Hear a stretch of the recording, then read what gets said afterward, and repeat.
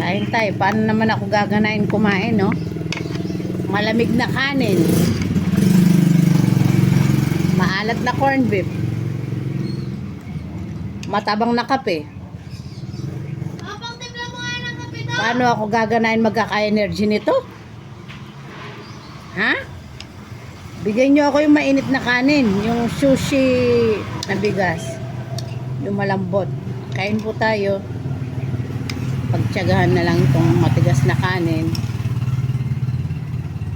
Matigas na kanin na ano, bilyasis. Kain po. Pero okay naman to. Yung iba nga walang makain at may ginakain na. May pagkain tayo.